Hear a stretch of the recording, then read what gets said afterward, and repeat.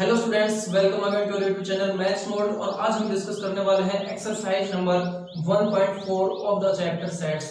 जो हमने chapter start कर रखा था सेट्स 11th क्लास से, आज हम उसकी एक्सरसाइज 1.4 को कंप्लीटली डिस्कस करने जा रहे हैं। उसको स्टार्ट करने से पहले हमें कुछ इन टर्म्स के बारे में जान लेना ज्यादा जरूरी होगा। इससे पहले हमने सेट्स क्या होते हैं, कितने टाइप से लिखे जाते हैं, फाइनाइट सेट कैसे होते हैं, इनफाइनाइट कैसे होते हैं, कार्डिनल नंबर्स क्या होते हैं सेट के, सिंगलटन सेट क्या होते हैं और नल सेट क्या होते हैं, इन चीजों को हमने डिस्कस किया है। इसी प्रकार हमने subset, proper set, universal set, ये सब क्या होते हैं, इन चीजों को भी हमने डिस्कस कर लिया है। अगर आपने वो चीजें नहीं पढ़ी है अब तक तो आप पिछले वीडियोस में उनको देख सकते हैं। और आज स्टार्ट करते हैं हम union of sets, intersection of set, disjoint sets, difference of sets, ये क्या होते हैं, इनको हम कंप्लीटली डिस्कस करेंगे ताकि हमारी एक्सरसाइज 1.4 हमें एक ही स्टेप में अच्छे से समझ में आ जाए। तो देखिए यूनियन ऑफ सेट्स क्या होते हैं, इसको हम सबसे पहले डिस्कस करना स्टार्ट करते हैं। A union B, A union B, A union B, union of sets, यानी कि हमारे पास ए और बी टू सेट है। अब हम ए यूनियन बी लिख रहे हैं तो हमने यूनियन को एक सिंबल देके आसानी से छोटा करके लिख दिया और वो सिंबल है, देखिए आप इधर A union B, that is symbol of union. आपको ये ध्यान रखना है कि ए यूनियन बी को कैसे लिखा जाता है, ठीक है। इसी तरह से हम ए इंटरसेक्शन बी को लिखते हैं, A intersection B, this is intersection. अगर मैं इसको लिखूं ए intersection B, then this symbol represents the intersection, ठीक है। अब हमारे पास A और B कोई भी दो सेट थे, अब हमें लिखना है कि A इंटरसेक्शन B, तो हम इस टाइप से लिखेंगे। ये तो बात हो गई हमारी यूनियन और इंटरसेक्शन के सिंबल की। अब ये जानते हैं कि ये होते क्या है, A यूनियन B का मतलब क्या है। तो चलिए इसको डिफाइन कर लेते हैं हम। A यूनियन B एक सेट बनेगा, ए यूनियन बी एक सेट बनेगा, किनका बनेगा, एलिमेंट्स का, क्योंकि सेट में तो क्या होते हैं, एलिमेंट ही होते हैं। कैसे एलिमेंट होंगे चलिए देखते हैं। मैं मान लेता हूं मेरे पास एक्स टाइप के एलिमेंट होंगे और वो एक्स कैसे होंगे, x such that x belongs करेगा ए से, यानी कि ए सेट से, और एक्स बिलोंग कर सकता है बी सेट से। क्लियर है भाई, एक्स है मेरा वो ए सेट में भी हो सकता है या फिर वो बी सेट में भी हो सकता है, और उन एलिमेंट्स का जो सेट बनेगा उसको हम कहते हैं ए यूनियन बी। चलिए और अच्छे से समझते हैं इसको। तो देखिए मेरे पास ए और बी, मान लो let A and B are two sets. आपके पास ए और बी कोई भी दो सेट है। अब ए यूनियन बी, यानी कि जो ए यूनियन बी बनेगा वो सेट, उसको किस तरीके से तो समझते हैं। देखिए तो the set of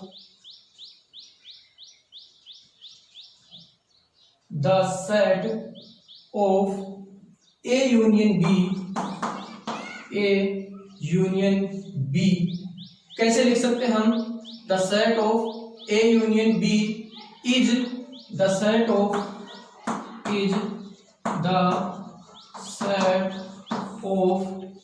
all elements.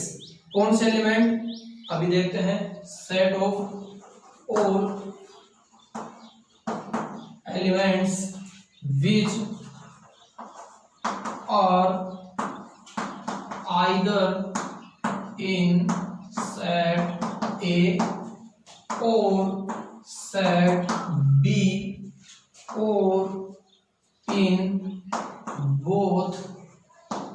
और in both sets A and B. देखिए हमने क्या कहा कि ए यूनियन बी जो है उसमें हमने मान लो कि हमारे पास ए और बी दो सेट हैं, आर टू सेट्स। तो the set of A union B, जो ए यूनियन बी का जो सेट बनेगा, is the set of all elements. वो किस टाइप का सेट होगा, all elements which are either in set A. उसमें किस टाइप के एलिमेंट होंगे, वो या तो ए में हो सकते हैं और इन बी, या फिर वो सेट बी में हो सकते हैं और in both set A and B, और वो ए और बी दोनों में भी हो सकते हैं। तो इन सब के एलिमेंट जो है ए में भी हो सकता है, बी में भी हो सकता है, ए और बी में भी हो सकता है, दोनों में। और वो सारे एलिमेंट से जो सेट बनेगा उसको हम कहते हैं ए यूनियन बी। चलिए एक एग्जांपल लेकर समझते हैं, अच्छे से क्लियर हो जाएगा। तो हमने ए सेट लेट कर लिया 1 3 5 6, एंड हमारे पास बी सेट है 1 2 3। क्लियर है। अब हम यहाँ से ए यूनियन बी लिखते हैं। तो ए यूनियन बी की डेफिनेशन से आप समझिए, अब ए यूनियन बी ये तो हमने आपको पहले बता दिया है कि ए यूनियन बी को इस तरीके से लिखेंगे, हमने सिंबल रिप्रेजेंटेशन पहले दे दिया।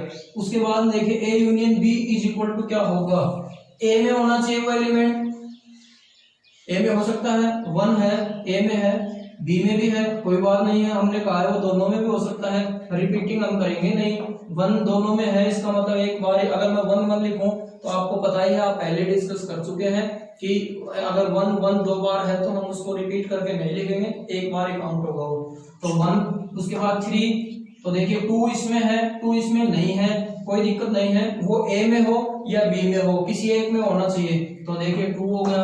उसके बाद 3 इसमें भी है, 3 इसमें भी है, कोई बात नहीं है, दोनों में भी हो सकता है, 3 हो गया। फिर 5 इसमें है लेकिन इसमें नहीं है, कोई दिक्कत नहीं है, ए में तो है तो ए में है तो यहाँ लिख दिया। फिर 6 लिख देंगे, यानी कि इन दोनों सेट्स के, ये दोनों सेट जितने एलिमेंटों से बने हैं मैंने उन सेट वो सारे एलिमेंट इसमें कंसिडर कर लिए। ठीक है, आप देख सकते हैं सारे एलिमेंट हैं इसके अंदर, इसलिए ये हम जो सेट बना चुके हैं अब तक उसको कहेंगे हम ए यूनियन बी। किस लिए, क्योंकि हमने पहले डेफिनेशन में आप देखिए क्या कहा है, हमने ये कहा है कि ए यूनियन बी सेट के अंदर वो एलिमेंट आएंगे जो या तो ए में है या फिर वो बी में है या फिर वो ए और बी दोनों में हो सकते हैं, और ऐसा ही हमने किया है। देखिए ये ए और बी दोनों में था, कोई दिक्कत नहीं है, हमने लिख दिया। ये ए और बी दोनों में है, हमने लिख दिया। ये सिर्फ बी में है लेकिन ए में नहीं है, तो भी हम लिख सकते हैं। क्यों, क्योंकि हमने कहा है आइदर इन ए और इन बी और इन बोथ। ठीक है, आइदर इन ए और इन बी और इन बोथ सेट्स, और इन बी और इन बी, यानी कि सेट बी में और in both sets A and B. तो आप अच्छे से समझ चुके हैं इसको। तो चलिए इंटरसेक्शन और देख लेते हैं इसका। तो ए इंटरसेक्शन बी, अब ए इंटरसेक्शन बी का मतलब क्या है, देखिए पहले इसकी डेफिनेशन को समझते हैं। तो A intersection B is equal to, ये भी एक सेट है और ये किन एलिमेंट्स का सेट आएगा, ये किन एलिमेंट्स का सेट आएगा, इसको देखना ध्यान से। इसमें ए में और बी में, यानी कि दो सेट अगर मैं ए और बी लेता हूं, दोनों सेट्स में वो एलिमेंट होना जरूरी है, और वही एलिमेंट हमारा ए इंटरसेक्शन बी में आएगा। देखिए कैसे, मैं यहां लिखता हूं, मेरे पास इस टाइप के एलिमेंट होंगे एक्स टाइप के, such that x belongs to A and x belongs to b, यानी कि जो x एलिमेंट होगा वो a सेट में भी होना चाहिए और b सेट में भी होना चाहिए। a में भी होगा वो और b में भी होगा, लेकिन यूनियन में क्या था, वो a में है तो भी चल जाएगा, अगर सिर्फ b में है तो भी आएगा वो, और दोनों में है तो भी वो a यूनियन b के सेट में आएगा। लेकिन यहाँ कंडीशन समझिए, अगर वो a में और b में दोनों सेट्स के अंदर एलिमेंट है तो ही वो ए इंटरसेक्शन बी में आएगा। ठीक है, आप समझ चुके हैं इस बात को। तो चलिए एग्जांपल लेकर समझ लेते हैं। तो एग्जांपल में यही ले लीजिए आप, ए सेट मेरे पास है 1 3 5 6 1 3 5 6 एंड बी सेट है 1 2 3। अब देखिए डेफिनेशन के हिसाब से हम लिखते हैं A intersection B, A intersection B. ठीक है, तो ए इंटरसेक्शन बी में कौन कौन से एलिमेंट आएंगे, अब आप बताइए मुझे, सोचिए। देखिए जो ए में भी है और बी में भी है, तो 1 है, ए में भी है बी में भी है, 1 आ जाएगा। 3 ए में भी है बी में भी है, 3 भी आ जाएगा।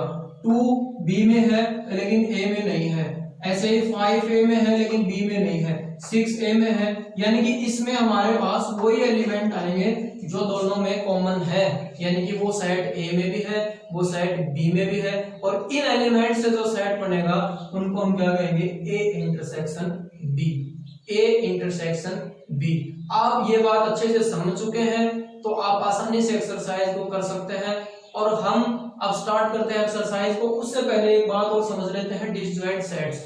तो देखिए डिसजॉइंट सेट क्या होते हैं, डिसजॉइंट नाम से पता चल रहा है जिनका कोई कनेक्शन ना हो, डिसजॉइंट यानी कि जिनका कोई कनेक्शन ना हो, जिनका कोई जॉइंट ना हो। तो अगर मेरे पास मैं डिसजॉइंट सेट के लिए देखिए यहाँ पे आप समझ लीजिए इसको, डिसजॉइंट सेट, डिसजॉइंट सेट्स, अगर ए और B, let A and B, A is equal to मैंने सेट ले लिया A E I O U and B मैंने सेट ले लिया यहाँ से क्या, ए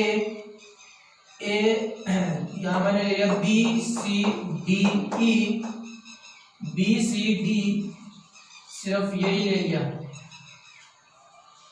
अब देखिए डिसजॉइंट का मतलब क्या होता है, आपको इन दोनों सेट में कोई एलिमेंट कॉमन नहीं मिलेगा, यानी कि आपने देखा फर्स्ट जो हमने सेट लिया था ए और सेकंड जो हमने सेट लिया है बी, उन दोनों में से कोई भी एक भी एलिमेंट ऐसा नहीं है जो सेम है। तो इसका मतलब क्या है कि जो ए इंटरसेक्शन बी है वो मेरा फाई है, नल सेट है, उसमें कोई भी एलिमेंट नहीं है। आप देख सकते हैं अगर मैं ए इंटरसेक्शन बी डेफिनेशन से सोचूं तो क्या कहोगे आप कि वो ए में भी होना चाहिए एलिमेंट और वो एलिमेंट बी में भी होना चाहिए, लेकिन हमने यहाँ देखा कि कोई भी एलिमेंट ऐसा नहीं है जो ए में भी है और बी में, दोनों में कॉमन है।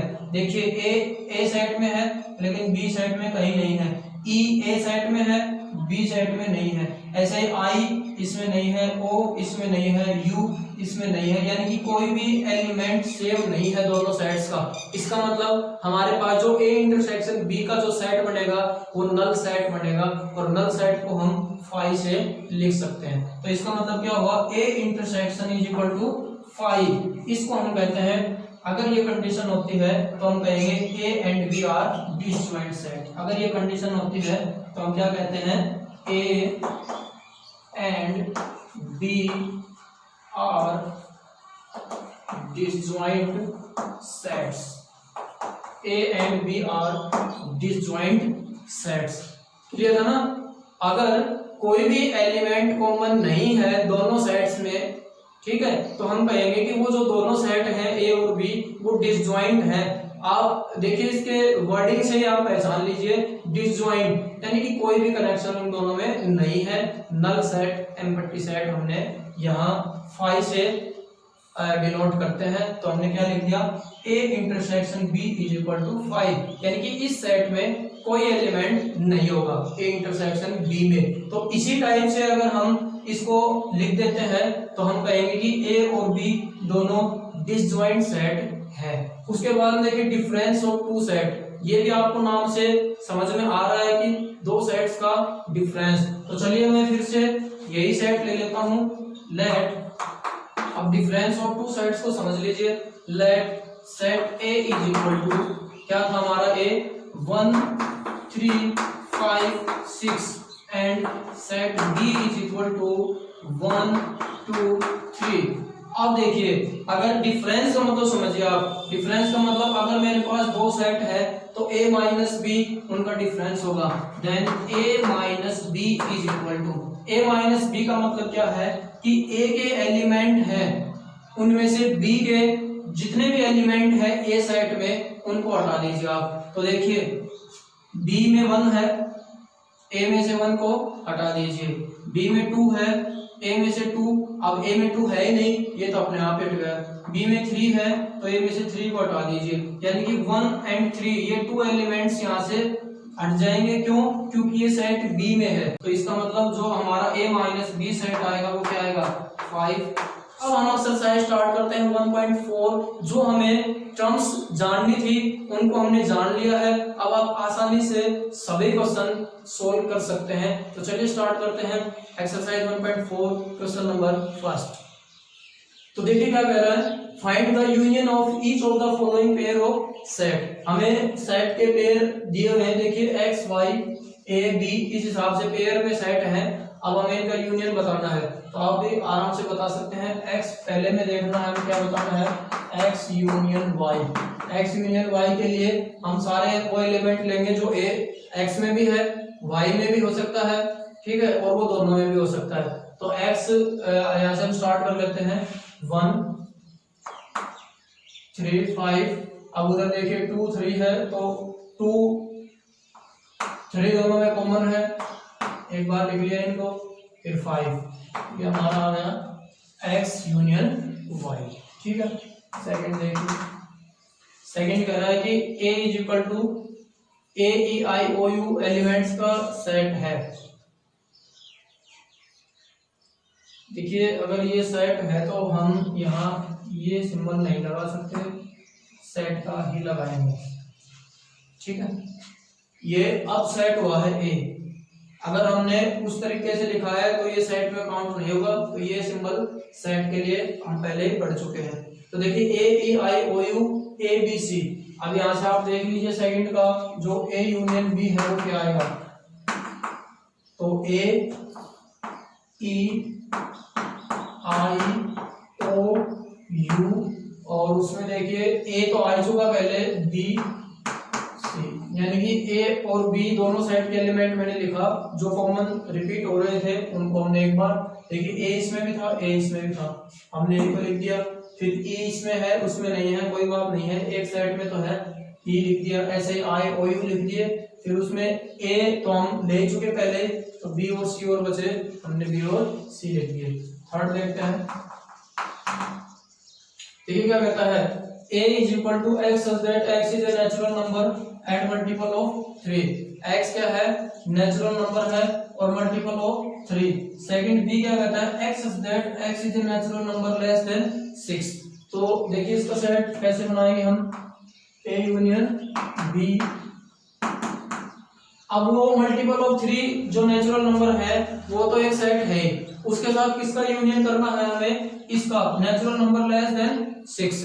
अब लेस देन 6 का मतलब इसमें क्या कहेंगे, 1 2 3 4 5 6, 1 2 3 4 5 6, तो यहाँ से मुझे पता चला x दैट x क्या क्या हो सकता है, 1 2 3, 3 तो क्या हो गया, मल्टीपल ऑफ 3 हो गया, तो इसका मतलब इसको तो हम इसमें काउंट कर लेंगे, उसके बाद 4 और 5, ये हो गया लेस देन 6, और यूनियन में और का यूज करते हैं, और ये सेट था उसको लिख देंगे मल्टीपल ऑफ 3, और मल्टीपल ऑफ 3, ये हमारा इनका यूनियन हुआ। यूनियन में कैसे आएंगे, 1 2 4 5 और मल्टीपल ऑफ 3, मल्टीपल ऑफ 3 का मतलब क्या है, इसमें हमने देखिए यहाँ 3 क्यों नहीं लिया, क्योंकि वो हमने इसमें काउंट कर लिया, मैंने कहा था कि रिपीटिंग नहीं करेंगे हम, इसमें मैंने इसको काउंट कर लिया 3 को, इसलिए हमने यहाँ पे 3 नहीं लिया। तो ये हो गया हमारा जो सेट है उसमें 1 2 4 5 और मल्टीपल ऑफ 3, मल्टीपल ऑफ 3 है वो आ जाएंगे। ठीक है, उसके बाद देखिए 4, a is equal to x such that x is a natural number and, अब इसका सेट बना लेते हैं a, फोर्थ में, तो क्या कहना चाह रहा है, देखिए x such that x is a natural number and जो x है वो 1 से तो बड़ा है और 6 भी है और 6 से छोटा, यानी कि 6 लेस देन इक्वल टू है, इसका मतलब क्या है, 6 भी है और 6 से छोटा भी है। तो देखिए 1 से बड़ा है तो 1 से बड़ा 2, नेचुरल नंबर है, x such that x is natural number 2, फिर 3, फिर 4, फिर 5, और लेस देन इक्वल टू का है, इसका मतलब लेस देन इक्वल टू का साइन है, इसका मतलब क्या आएगा, 6 भी आएगा इसमें। ठीक है, 1 से बड़ा है 6 और 6 से छोटा है। बी साइड क्या कह रहा है, बी साइड कह रहा है x such that x is a natural number and x है वो 6 से ग्रेटर है, 10 से छोटा है, 6 से ग्रेटर, तो 6 से ग्रेटर 7 8 9, 10 से छोटा है लेस देन 10, तो 9 तक हमने लिख दिए। इनका यूनियन करना है a यूनियन b, क्या आएगा, 2 3 4 5 6 7 8 9, a के एलिमेंट, b के एलिमेंट, और a और b दोनों में भी हो सकते हैं, दोनों में तो हमें कोई कॉमन दिखा नहीं, 2 का 2, फिर 3 4 5 6 7 8 9, this is the union of set a एंड b। फिफ्थ डिस्कस कर लेते हैं इसका part, a is equal to, देखिए ये तो क्या है, ये तो नल सेट है, अब नल सेट इसमें तो खुद में कोई एलिमेंट नहीं है, तो इसका यूनियन करेंगे तो यही आ जाएगा वापस, तो a यूनियन b कितना आ जाएगा इसका, जब हम 5 के साथ यूनियन करेंगे तो सिंपल सी बात है, हमारा क्या आएगा, ये ए सेट का जब यूनियन में फाई के साथ करूंगा तो मेरा वो जो ए सेट है वो का वही रह जाएगा, क्योंकि फाई के अंदर तो कोई एलिमेंट है ही नहीं, तो उसको कहाँ से लिखेंगे हम। तो इसका मतलब ये कितना आ जाएगा 1 2 3, मेरा ये ए ही रह जाएगा। यानी कि इससे हमें ये भी पता चला कि जो ए का यूनियन अगर हम फाई के साथ करते हैं तो वो वापस क्या आ जाता है, ए आ जाता है। इस प्रॉपर्टी को आपको ध्यान में रखना है, ठीक है। जब ए का यूनियन फाई के साथ करोगे ए आ जाएगा, लेकिन अगर ए का इंटरसेक्शन फाई के साथ करते हैं, अगर ए का इंटरसेक्शन फाई के साथ करते हैं तो फाई आएगा। क्यों? क्योंकि इंटरसेक्शन में वो एलिमेंट आते हैं जो दोनों में कॉमन हो। अब ये नल सेट है, इसमें कोई एलिमेंट कॉमन है ही नहीं, तो इंटरसेक्शन में भी फिर ए इंटरसेक्शन फाई करेंगे तो क्या आ जाएगा, फाई आ जाएगा, नल सेट ही आएगा, उनमें कोई भी एलिमेंट कॉमन नहीं आएगा, ठीक है। अब देखिए question number second. Question number second में क्या कह रहा है, क्वेश्चन नंबर सेकंड कह रहा है कि ए और बी हमारे पास दो सेट हैं, तो बताइए पहले तो ए बी का सबसेट है या नहीं है। अब आप सबसेट पहले पढ़ चुके हैं, सबसेट क्या होते हैं, ठीक है। ए को बी का सबसेट कब कहेंगे, ये है प्रॉपर सबसेट। अब प्रॉपर सबसेट जब होता है, जब ए बी का प्रॉपर सबसेट तब कहलाएगा जब बी बड़ा हो ए सेट से, यानी कि बी सेट ए सेट से बड़ा हो। तो आप यहाँ देखिए क्या बी सेट ए सेट से बड़ा है, और क्या ए सेट के सभी एलिमेंट बी सेट में है।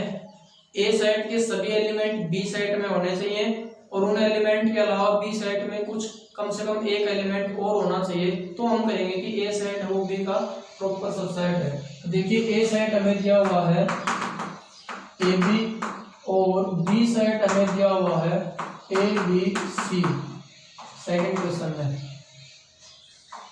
ठीक है। तो इसका मतलब देखिए ए बी का सबसेट है हमें दिखाई दे रहा है, क्यों? क्योंकि ए के सारे एलिमेंट बी में है और उसके अलावा भी एलिमेंट है बी में, इसका मतलब जो बी सेट है वो लार्जर सेट है। तो दिस इंप्लाइज यहाँ से हमें पता चला कि ए है वो बी का क्या है, प्रॉपर सबसेट है, ठीक है। ए है वो बी का प्रॉपर सबसेट है। अगर अभी तक आपने प्रॉपर सबसेट और ये नहीं पढ़े हैं तो आप पिछली वीडियोस में उनको देख सकते हैं, उनको अच्छे से पढ़ सकते हैं, उसके बाद और अच्छे से क्लियर हो जाएंगे आपके टॉपिक। तो देखिए ए सबसेट है बी का। फिर आगे क्वेश्चन कह रहा है कि what is A union B, what is A union B. अब ए यूनियन बी क्या होगा, what is A union B. तो देखिए ए यूनियन बी हम आराम से कर सकते हैं। ए के एलिमेंट ए दोनों में है, लिख दिया। बी दोनों में है, ए की बार लिखेंगे, रिपीट नहीं करेंगे। सी इसमें है तो भी लिखेंगे, क्योंकि चाहे वो बी में हो चाहे ए में हो, लिखेंगे यहाँ पे, ठीक है। तो ये आ गया हमारा A union B. Question number third देखते हैं। If A and B are two set such that A subset है बी का, ए और बी दो सेट दिए हुए हैं और ए सेट है वो बी का सबसेट है, देन प्रॉपर सबसेट बताया है, then what is A union B. अभी देखो मैंने आपको क्या कहा है, और पहले मैंने बताया था कि जिस तरफ इसका माउथ ओपन है ये सेट बड़ा होगा, ठीक है। जिस तरफ ओपन माउथ है इस सिंबल का वो सेट लार्जर सेट होगा, लार्जर सेट होगा।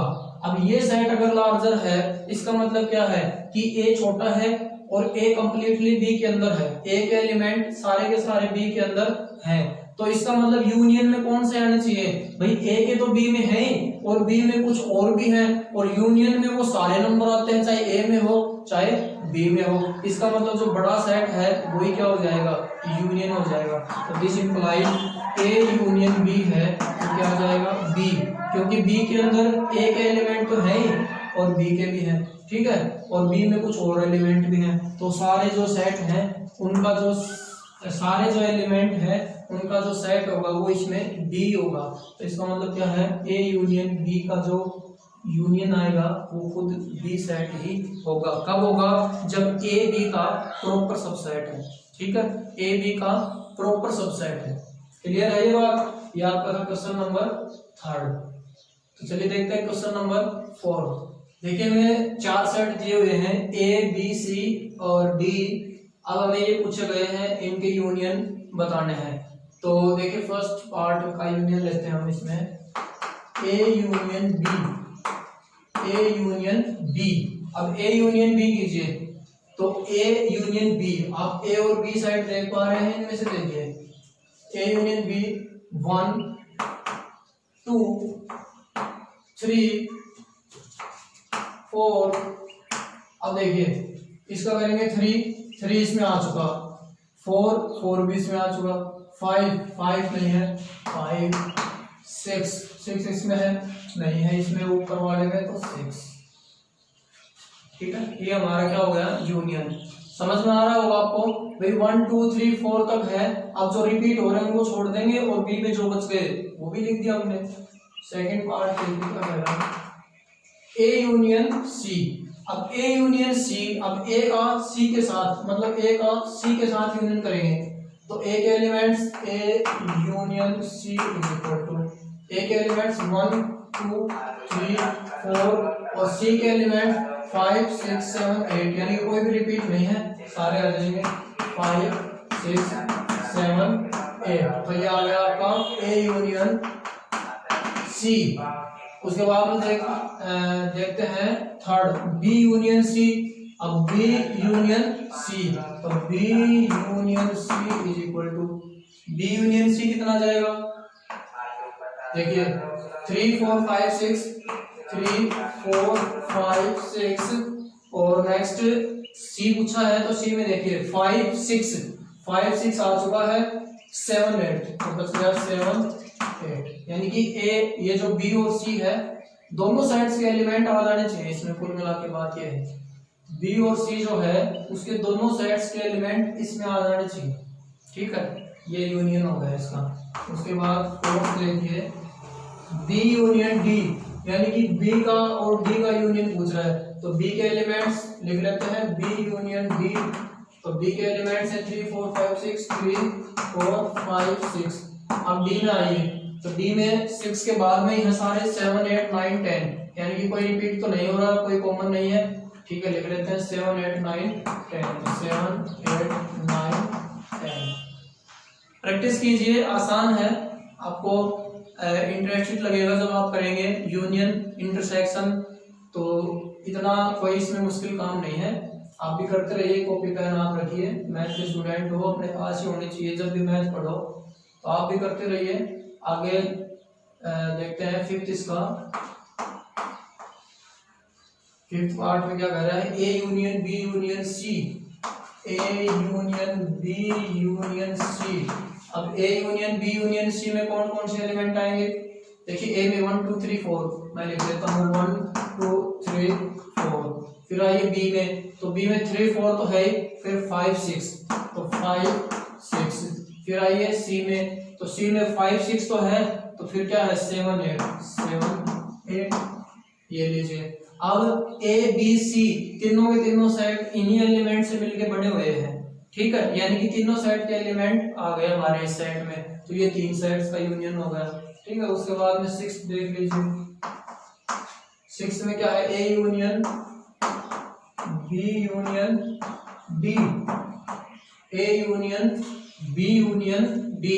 अब ए 1 2 3 4 1 2 3 4, बी में 3 4 तो रिपीट हो रहा है, यानी कि कॉमन है ए और बी में। फिर 5 और 6 बच गया, तो 5 6। और उसके बाद डी में 6 के बाद के हैं 7 8 9 10, कोई रिपीट नहीं हो रहा, तो लिख देते हैं 7 8 9 10। ये हो गया हमारा A union B union D. And seventh जो है उसमें क्या कह रहा है, B union C union D, B union C union D, B union C union D. देखिए बी सेट ये है 3 4 5 6, तो लिख देता हूं मैं 3 4 5 6, 3 4 5 6।